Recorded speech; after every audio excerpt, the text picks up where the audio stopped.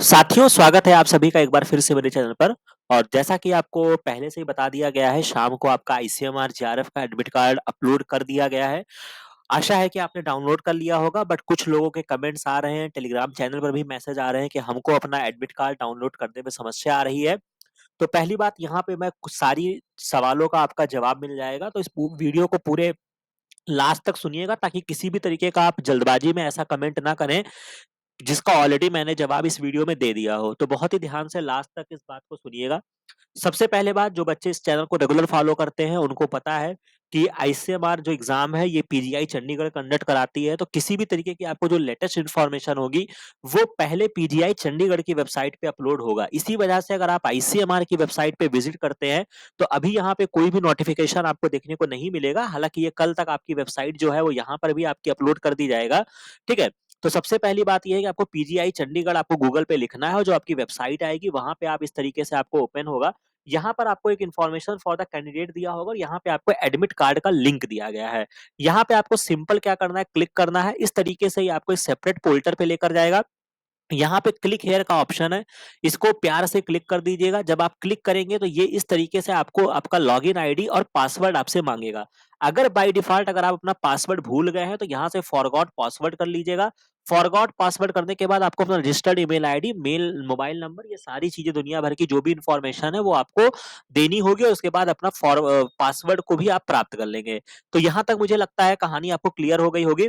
इसके बाद जो यहाँ पे एक लेटेस्ट इन्फॉर्मेशन और भी है, कि जैसा कि मुझे सुनने में आया कि जब आपके जो ये आपका एडमिट कार्ड है, वो सबसे पहली बात तो ये है कि आईसीएमआर के तरफ से आपको एक मेल भी भेजा जा चुका है। ठीक है। तो जिन बच्चों को मेल नहीं मिला है अपने रजिस्टर्ड मेल आईडी पर, वो अपने स्पैम, एक आपका फोल्डर होता है जो कि आपके हर मेल में आपको देखने को मिल जाएगा। तो पर्टिकुलर आपको क्या करना है, पर्टिकुलर आपको स्पैम फोल्डर में जाना है, और उसके बाद वहां पर आपको क्या करना है, आपको वहां पे सर्च करना होगा, जो कि आपको वहां पे आपका पीजीआई चंडीगढ़ के नाम से आपको देखने को मिल जाएगा। ठीक है। तो वहां से एक मेल होगा, और सबसे अच्छी बात यह है बेटा कि यहाँ पर जो आपको लिंक दी गई है उसमें आपको लॉगिन पासवर्ड भी नहीं डालना है। ठीक है। उस लिंक को जो आपके मेल पर आई है उसको सीधा, अगर आप जैसे ही आप क्लिक करोगे, जो भी वहां पे लिंक दिया होगा वो क्या करेगा, आपका डायरेक्ट एडमिट कार्ड क्या होगा, आपका डाउनलोड हो जाएगा। तो यहां से ये कहानी क्लियर हो गई। बाकी जब आप लॉगिन करते हैं तो इस तरीके से आपको 3 सेक्शन आपको देखने को मिलेंगे। यहाँ पर एक आपका एडमिट कार्ड का दिया जा रहा है, इसको जब आप क्लिक करोगे तो ये आपका एडमिट कार्ड यहाँ पे ऐसे लिख कर आ जाएगा, और साइड में यहाँ पे एक डाउनलोड का ऑप्शन दिया होगा बेटा। तो उस डाउनलोड के ऑप्शन पे क्लिक करोगे तो आपका एडमिट कार्ड आपका डाउनलोड हो जाएगा। अब आपका जो एडमिट कार्ड डाउनलोड होगा, जिस चीज का आपको इंतजार था वो कुछ इस तरीके से आपको विजिबल होगा। और इसको बहुत अच्छे से लीजिएगा कि आपकी तैयारी अच्छी हमने करवाई है। तो इसको बहुत ही, मतलब समझ लीजिए कि अपने मतलब कह सकते हैं कि उत्साह के साथ जाइएगा। इसको बहुत डिमोटिवेट करके मत लीजिएगा कि एग्जाम आ गया, मैं क्या करूं क्या करूं। ठीक है। तो वो सारी चीजें नहीं करनी है। इस चैनल के माध्यम से बहुत सारी चीजें आपको ऑलरेडी कवर करा दी गई है। तो यहाँ पर आपको इस तरीके से पेज देखने को मिलेगा, जहां पे admit card for ICMR JRF 2023 यहाँ पे ऑलरेडी आपको लिख दिया गया है। इसके बाद जो आपको करना क्या होगा बेटा, यहाँ पर आपका रोल नंबर होगा, application sequence number, date of birth, जो भी आपकी पर्सनल इंफॉर्मेशन है, वेन्यू ऑफ द एग्जामिनेशन भी आपका मेंशन होगा। Date and time of the examination जो है वो आपका 8 जुलाई है, और आपका मॉर्निंग शिफ्ट में एग्जाम है, यानी कि 9 बजे से 11 बजे तक। याद रखिएगा, आईसीएमआर का एग्जाम केवल 2 घंटे का होता है। अभी तक आपने जितने भी एग्जाम अगर आप देते हैं, चाहे वो सीएसआईआर हो, चाहे वो आपका डीबीटी हो, ये आपके 3 घंटे के एग्जाम होते हैं, लेकिन यहाँ पर आपका 2 घंटे का एग्जाम है। तो आपको यहाँ पे इस पर्टिकुलर एग्जाम में आपको डिसीजन मेकिंग पावर भी आपको बहुत अच्छी रखनी है। ठीक है। यहाँ पे आप ज्यादा समय नहीं वेस्ट कर सकते हैं किसी भी क्वेश्चन पे। और इसके पैटर्न के बारे में मेरे वीडियोस ऑलरेडी अवेलेबल है, बहुत शॉर्ट में समझ लीजिए। 2 घंटे का मतलब आपके पास 120 मिनट है। क्वेश्चंस आपके पास सेक्शन ए में 50 क्वेश्चन होंगे, सेक्शन बी में आपके पास 100 होंगे। सेक्शन ए में आप सभी सभी क्वेश्चंस करने के लिए फ्री हैं, लेकिन जो सेक्शन बी है आपको इसमें 100 में से केवल 75 क्वेश्चन आपको अटेम्प्ट करने हैं। ये क्वेश्चन पार्ट जो होगा ये आपका सब्जेक्टिव होगा, और ये वाले पार्ट में थोड़ा सा जनरल साइंस कह लीजिए, थोड़ा बायोलॉजी भी होगा, थोड़ा फिजिक्स भी होगा, थोड़ा केमिस्ट्री भी होगा। इस तरीके से आपकी कहानी बनती है, और निगेटिव मार्किंग जो आपकी यहाँ पे होती है वो 0.25 निगेटिव मार्किंग आपको देखने को मिलेगा। तो बहुत ही ध्यान से आपको इस एग्जाम को अटेम्प्ट करना है। सॉलिड डिसीजन लेना है, वहां पे स्टक नहीं होना है किसी भी क्वेश्चंस पे। और रिपोर्टिंग टाइम आपको अपने पर्टिकुलर हर बच्चे के एडमिट कार्ड में अलग अलग रिपोर्टिंग टाइम दिया होगा। अब जैसे फॉर एग्जांपल इस बच्चे के रिपोर्टिंग कार्ड में आपका 7 बजे का एडमिट कार्ड पे लिखा हुआ है, तो थोड़ा सा 7 बजे जल्दी हो जाएगा, बट फिर भी आप कोशिश करिएगा कि एटलीस्ट आप 7:30 तक एग्जाम सेंटर पहुंच जाओ बेटा। ठीक है। और एक चीज मैं आपको बहुत ही ध्यान से बता देता हूं कि आईसीएमआर बहुत ही स्टक होता है। ठीक है। अच्छे से एग्जाम कराते हैं। ठीक है। जहां तक मेरा एक्सपीरियंस रहा है, तो मैं अपने एक्सपीरियंस के आधार पे ही बात करूंगा। मैंने भी आईसीएमआर के जब एग्जाम दिए हैं, तो काफी अच्छी व्यवस्था इनकी होती है। ठीक है। पहली चीज तो, और दूसरी चीज इंपॉर्टेंट ये है कि ये अपने नियम के पक्के होते हैं, इनके रूल्स बहुत तगड़े होते हैं। तो देर मत करिएगा कि वहां पे आप बहुत सेंटर में देर से पहुंच रहे हैं या आराम से पहुंच रहे हैं, क्योंकि ये अपने नाम मतलब नियम के पक्के हैं। 8:30 बजे गेट क्लोजिंग का टाइम है, तो बेटा आप मान के चलिए 8:31 पर भी ये आपको एंट्री नहीं देंगे। ये बात ध्यान रखना, मैं मोटी मोटी बात बता रहा हूं। बहुत सारे ऐसे क्लोज मैंने इनकाउंटर्स देखे हैं जहां पे आईसीएमआर के एग्जाम में बच्चे को अगर 15 मिनट भी लेट हुआ है, तो आईसीएमआर ने पेपर देने नहीं दिया है, याद रखना। और आप चाहे कितने भी बड़े मतलब तोप इंसान हो, लेकिन आप कुछ नहीं कर सकते हो आईसीएमआर का। तो ये इन्होंने साफ मेंशन किया है। सुप्रीम कोर्ट में जाके केस भी करोगे तो भी हार जाओगे, क्योंकि उनके पास ये आपके पास प्रूफ है कि भैया हमने गेट क्लोजिंग टाइम जो है वो हम 8:30 बजे मैंने बोल दिया है, तो हम नहीं जानते हैं। ठीक है। तो ये बात बहुत ध्यान से याद रखना, कोई भी वहां पे देरी नहीं करनी है। दूसरी बात, जब यहाँ पे आपको ये कॉपी मिलेगी, ये आपकी एक कैंडिडेट कॉपी होगी, जब आप अपने घर भी ला सकते हैं इसको, मतलब एग्जाम में तो लेकर जाना है, लेकिन ये कॉपी जो होगी वो आपको दे दी जाएगी। यहाँ पर आप सिग्नेचर करोगे, आपका खुद का सिग्नेचर होगा, लेकिन in the presence of the invigilator, जब आपके सामने कक्ष निरीक्षक होगा उसके सामने ये साइन करोगे। यहाँ पर आपका इन्विजिलेटर साइन करेगा। ठीक है। बाकी कुछ नहीं करना है। इसी तरीके से सेम पेज आपको और मिलेगा, मतलब जब आप प्रिंट कराओगे, जब आपका एडमिट कार्ड होगा उसमें 2 पेजेस होंगे। तो ऐसा नहीं है कि तुमको लगेगा कि अरे यार दोनों तो एक ही इंफॉर्मेशन है, यहाँ भी रोल नंबर है, यहाँ भी वही चीजें हैं, तो मैं एक ही पेज प्रिंट कराता हूँ। ऐसा मत करना, पूरा पेज प्रिंट कराना, क्योंकि एक पेज जो है वो आपके इन्विजिलेटर के पास रहेगा और एक कॉपी जो है वो आपको दे दी जाएगी। वही सारी इंफॉर्मेशन यहाँ पर भी भरी होगी। तो बहुत ही ध्यान से इन सारी चीजों को आप करेंगे। ठीक है। अब यहाँ पे आगे बढ़ते हैं, थोड़ा सा ये कोविड 19 की गाइडलाइंस के बारे में दिया गया, हालांकि ये सारी चीजें इतना मैंडेटरी नहीं करता है।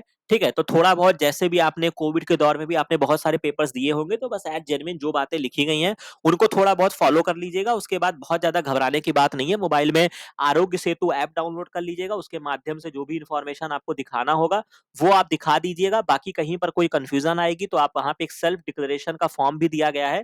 ठीक है। वो शायद मैंने लगाना भूल गया हूँ। एक, हाँ सॉरी, एक आपका सेल्फ डिक्लेरेशन का फॉर्म भी दिया गया है। ठीक है। तो सेल्फ डिक्लेरेशन का फॉर्म जो है वो भी आप क्या करिएगा बेटा, आप जो है उसको लगा लीजिएगा। ठीक है। तो सेल्फ डिक्लेरेशन में अपनी इंफॉर्मेशन को भर लीजिएगा और वहां पे ले जाएंगे तो आराम से चीजें हो जाएंगी। अब इसके बाद यहाँ पे कुछ जनरल इंस्ट्रक्शंस आपको दिए गए हैं। अब ये इंस्ट्रक्शंस को भी बहुत अच्छे से समझ लीजिए कि सबसे पहली बात यहाँ पे है कि उन्होंने साफ साफ मेंशन किया है कि ब्रिंग लाना है आपको कलर्ड प्रिंट कॉपी, आपको लेकर आना है एग्जाम में। ठीक है।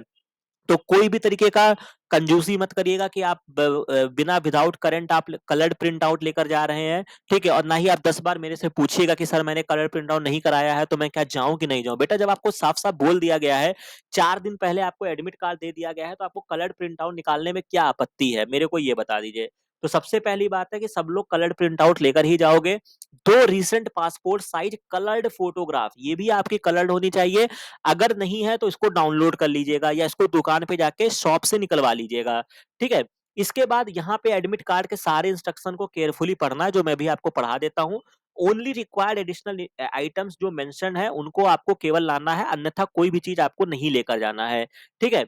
अब यहाँ पे क्या क्या चीजें हैं, this admit card is subject to the condition that if in eligibility is dictated in united state the candidature will be cancelled. यानी कि ये एडमिट कार्ड आपकी तो मतलब कह सकते हैं कि पात्रता की जिम्मेदारी नहीं है कि एडमिट कार्ड मिल गया है तो जाके जेआरएफ के लिए क्लेम कर दोगे। ठीक है। जब क्वालिफाई करोगे तभी हो गया, और किसी भी गलत वहां पे नकल करते या किसी भी तरीके की गलत एक्टिविटी करते पाओगे तो आईसीएमआर के पास अथॉरिटी है कि वो आपको कैंसिल कर सकता है। ठीक है।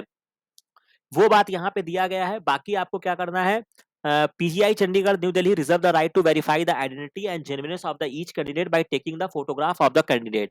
इसके बाद order to get entrance into the examination में आने के लिए आपको क्या क्या करना होगा बेटा। तो यहाँ पे आप बहुत अच्छे से इस बात को समझ लीजिएगा। मैं आपको यहाँ पे दिखा देता हूँ कि आपको क्या-क्या चीज़ें एग्ज़ाम हॉल में आपको लेकर जाना है। तो आपको एडमिट कार्ड आपका लेकर जाना है, ये बात आपको ध्यान रखना है। 2 recent passport size coloured photograph, ये मुझे पता चल गया। ओरिजिनल फोटो आईडी कार्ड आपको लेकर जाना है, जो कि आपका गवर्नमेंट अथॉरिटी की वजह से होना चाहिए। कोई भी आपकी आईडी प्रूफ चलेगी। यहाँ पर बेटा आपका आधार कार्ड में आपका क्या-क्या हो सकता है, या तो आप आधार कार्ड ले जाओ, electronic Aadhaar card, PAN card, driving licence, बाकी क्या बोलते हैं, निर्वाचन प्रमाण पत्र हो सकता है, फोटो आईडी कार्ड, पासपोर्ट अगर आपका बना है, तो मतलब इन सारी चीज़ों में से कोई भी चीज़ ले जाना, लेकिन ये नहीं कि आप इनकी फोटो कॉपी लेकर जाओ। फोटो कॉपी लेकर नहीं जाना है बेटा, ठीक है? इसमें आपको ओरिजिनल लेकर जाना है, तो वो बात को आपको क्या करना है, आपको ध्यान रखना है, ठीक है?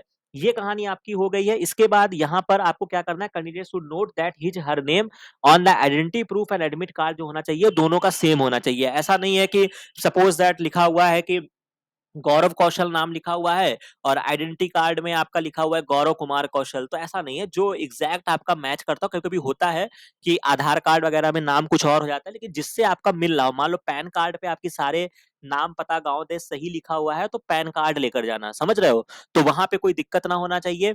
रीसेंट पासपोर्ट साइज फोटोग्राफ है और ये एफिक्स किया जाएगा on the desired location on the admit card and the attendance sheet जो आपको टेस्ट सेंटर पे मिलेगी। सिग्नेचर आपको करना होगा और ये आपकी एक कॉपी कैंडिडेट के पास रहेगी और एक आपकी कॉपी आईसीएमआर के अथॉरिटी के पास चली जाएगी। इसके बाद आपको हैंडओवर करना होगा इन्विजिलेटर को कॉपी ऑफ द जो भी चीजें हैं वो आपको पता चलेगा। द अगर कोई भी सिग्नेचर में भी अगर वेरिएशन आता है तो आपका दिक्कत आ सकता है, यानी कि जो आपने एडमिट कार्ड में, जो आपने एप्लीकेशन फॉर्म भरते समय जो सिग्नेचर किया था बेटा, वही सिग्नेचर करना, कलाकारी मत करना, नहीं तो आईसीएमआर वाले आपको पेपर नहीं देने देंगे। इसके बाद admit card must be signed by the invigilator वगैरह होगा, ये आपको पता है। All the candidate appearing in the computer based test are instructed not to bring, क्या-क्या नहीं लेकर जाना है, पानी की बोतल नहीं लेकर जाना है, ठीक है? आईसीएमआर के पास पैसा है, वो आपको पानी पिला सकता है, ठीक है? तो आपको कुछ नहीं ऐसा कुछ लेकर जाना है कि पानी की बोतल लेकर जा रहे हो, तो पानी की बोतल भी आईसीएमआर आपको देगा, ठीक है? गाड़ी की चाबी नहीं ले जानी है, किसी तरीके का चैन है, कोई पेज, पेन, रिस्ट, कलाई, वॉच, समझ रहे हो? ये कोई भी एक्टिविटी आपको नहीं लेकर जाना है। खास तौर से गर्ल्स के लिए है, रिंग है, वैलेट है, लेडीज पर्स है, कोई लार्ज बटन का ड्रेस है, या किसी भी तरीके का ईयर रिंग या रिंग। अब ये एक चीज मैं आपको बता देता हूँ बेटा, क्योंकि ये पेपर से आपका कैरियर बनने वाला है, ठीक है? और आपने ऑलरेडी इतने तैयारी किया है और आपको मेहनत करते हुए मैंने देखा है, तो इन सब चीजों में मत पड़िएगा। 2 घंटे के लिए आप अपने सारे, मतलब जो भी आपका कुछ भी मैं कहूंगा, चाहे अगर आप किसी रिलीजन से भी आते हैं, ठीक है, तो उन सारी चीजों को थोड़ी देर के लिए, मतलब उसको, मतलब साइड में करके अपने एग्जाम पे फोकस करिएगा। क्योंकि फिर अगर आप किसी भी तरीके की एक्टिविटी, या कोई भी, अगर आप मान लीजिए कि अगर आप मैरिड है, ठीक है, बहुत सारी अगर आप ज्वेलरी पहन के जा रहे हैं, तो आप ही को दिक्कत होगा, समझ रहे हो बेटा? तो ऐसा काम मत करना। 2 घंटे के लिए चीजों को, मतलब आप हटा दीजिएगा। और वैसे भी इसमें कुछ ऐसी बात भी नहीं है, नीट के एग्जाम जब आपका बेटा होता है, वहां पर भी छोटे छोटे बच्चे होते हैं, उनके इंस्ट्रक्शंस में भी ये सारी बातें होती हैं और उनको फॉलो करना पड़ता है, ठीक है? तो कुछ चीजों को थोड़ा सा आप अवॉइड कर लीजिएगा, क्योंकि आपका ही कैरियर बनना है। कोई भी इलेक्ट्रॉनिक डिवाइस आपको नहीं लेकर जानी है। The candidate with these article will not be permitted to enter the examination hall. The examination centre are not responsible for the, आपके, वो ऑब्वियस सी बात है, वो कहेंगे कि भैया मैं आपकी कोई भी सामान की सुरक्षा की जिम्मेदारी नहीं लेता हूं, तो वो आप अपने ऊपर करिएगा। हालांकि ठीक है, वो सारी चीजें, और वैसे भी कभी भी बहुत ज्यादा सामान वामान लेके मत जाइएगा, ठीक है? जेन्युइन बन के जाइएगा। नहीं होता है तो लोअर टी शर्ट पहन के चले जाना एग्जाम देने, ठीक है? बस जितना कम सामान रहेगा उतना सफर आसान रहेगा, ठीक है? तो ये वाली कहानी आपको याद रखनी है। Candidate will have to leave their mobile outside the examination hall after checking the Aarogya Setu app. अगर आप सेल्फ डिक्लेरेशन फॉर्म भर के नहीं जाते हैं, तो आपको आरोग्य सेतु ऐप दिखाना है, और उसको दिखाने के बाद आपका मोबाइल जो होगा वो आपको बाहर ही छोड़ देना है, और अंदर आप मोबाइल नहीं ले जा सकते हैं। जेआरएफ एग्जामिनेशन जो है वो 9 बजे शार्प 9 बजे स्टार्ट हो जाएगा बेटा। तो entry of the candidates will be given as per time slot पर ही दिया जाएगा, जो आपके एडमिट कार्ड पर मेंशन है। सोशल डिस्टेंसिंग का फॉलो करना है। Entry of the main gate will be closed हो जाएगा आपका 8:30 बजे। उसके बाद आपको एंट्री नहीं मिलेगा मिलेगा, ठीक है? You need to undergo security process, जो भी उनके बारे में आपका जो भी उनकी चेकिंग प्रक्रिया है, तो इसी वजह से वो बात को बोल रहे हैं कि आप टाइम से पहुंच जाना, ताकि आपको चेकिंग कराते समय दिक्कत ना हो, ठीक है? मान लीजिए कि कोई आपको बताते हैं कि बेटा ये चीज़ सही कर लो, वही कर लो, तो ऐसा ना हो कि आप एकदम 8:15 पे पहुँच रहे हो, तो आपके पास 15 मिनट है, कोई भी चीज़ को सुधार करने के पास आपके समय नहीं है, ठीक है? तो कोई हड़बड़ी नहीं करना है, टाइम से पहुँच जाना, उनको कह देना भैया हम यहीं बैठे हुए हैं, जितनी चेकिंग आपको करनी है आप मेरी कर लीजिए, समझ रहे हो? तो इस मानसिकता के साथ जाइएगा, कोई समस्या नहीं आएगी। इसके बाद यहाँ पे आपको क्या करना होगा, mapping of the candidate roll number and the lab number, जो कि आपके will not be displayed outside the exam venue के बाहर नहीं होगा, but the same will be provided to the candidate individually at the time of the entry of the gate. यानी कि जब आप अंदर जाएंगे तो आपका क्या रोल नंबर है और क्या आपका कंप्यूटर नंबर है, ये सारी चीजें आपको बता दिया जाएगा जब आपका एडमिट कार्ड और आईडी वेरिफिकेशन आपका कर लिया जाएगा। रफ सीट्स और पेन, ऑब्वियस सी बात है कि भाई इस एग्जाम को करने के लिए कुछ तो कैलकुलेशन करना होगा, तो आपको एक रफ सीट प्रोवाइड की जाएगी, पेन प्रोवाइड किया जाएगा, जो आप कैलकुलेशन में इस्तेमाल करेंगे, और इसको आपको एग्जाम से निकलने से पहले हैंड ओवर कर देना है अपने इन्विजिलेटर को। समझ रहे हैं बात को? घर लेकर नहीं आना है। कैंडिडेट शुड क्लियरली राइट अपना नाम, पता, गांव, देश, रोल नंबर, ये सारी चीजें आपको लिखना होगा। इसके बाद हाँ, ये बहुत ही इंपॉर्टेंट है, questions answered but marked for review will be considered for the evolution. क्योंकि अब देखिए, इसमें बहुत ध्यान से समझ लीजिएगा, जब आप कभी भी ऑनलाइन एग्जाम देते हैं तो आपके पास 3-4 ऑप्शंस होते हैं। मान लो कि एक ऑप्शन जो होगा वो ग्रीन कलर का होगा, अगर कोई क्वेश्चन अगर आपने अटेम्प्ट कर लिया है तो वो ग्रीन कलर का हो जाएगा, ठीक है? जिसको नहीं अटेम्प्ट किए होगे वो आपका शायद रेड कलर के आसपास होगा, ठीक है?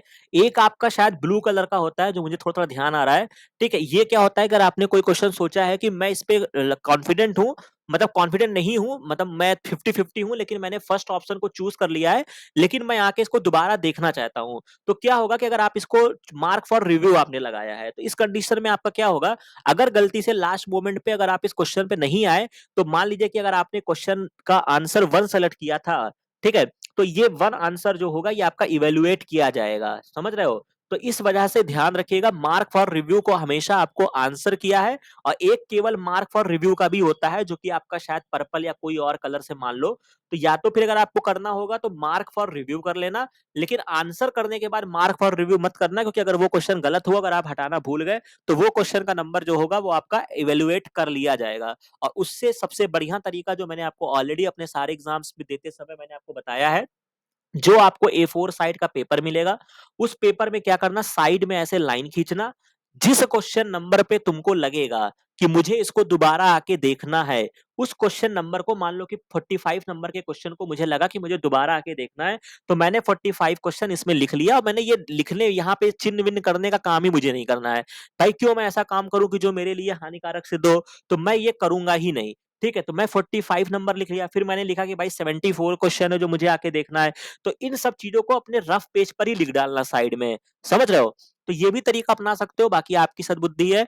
Candidate are advise to locate their test centre and accessible at least a day before the test so that can reach the centre time. ये बोल रहे हैं, अगर आपका सेंटर आपके एरिया से दूर है, तो भैया किसी भी तरीके की मतलब असुविधाओं से बचने के लिए एक दिन पहले सेंटर जाके विजिट कर लो, ठीक है? हालांकि पुराने टाइम पर ये सारी चीजें होती थी, बट आजकल आपका गूगल मैप है, दुनिया भर की चीजें हैं, तो उतनी प्रॉब्लम्स होती नहीं है, बट ऐसा हमेशा एडवाइस किया जाता है कि आप अपने एग्जाम सेंटर पे एक दिन पहले जाके विजिट कर लीजिए। उसके बाद जब आपका एक बार एग्जाम स्टार्ट हो जाएगा, तो आपको किसी भी तरीके का उठने बैठने का मौका नहीं दिया जाएगा, जब तक आपका टेस्ट कंप्लीट नहीं हो जाएगा कि भैया अब हम दे लिए हैं तो हम जा रहे हैं, ठीक है? यहाँ पे एक क्वेरी और भी आ रही थी बच्चों की कि क्या सर हमारा टेस्ट सेंटर चेंज हो सकता है? नहीं भैया, कोई से टेस्ट सेंटर आपका चेंज नहीं होगा। जो एडमिट कार्ड पे आपको दिया गया है वही आपका माना जाएगा। Failure to comply with these instruction with intel spencer cancellation of the candidate. अगर आप इन सारी चीजों को नहीं मानते हैं तो आपके ऊपर एक्शन किया जा सकता है, ठीक है?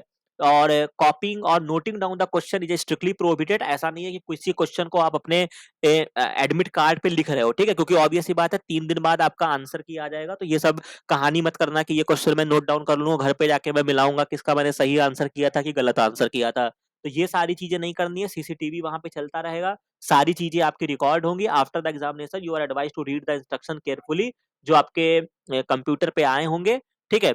After the sorry at the examination hall, exam देने से पहले जो भी इंस्ट्रक्शंस है उसको अच्छे से पढ़ लीजिएगा।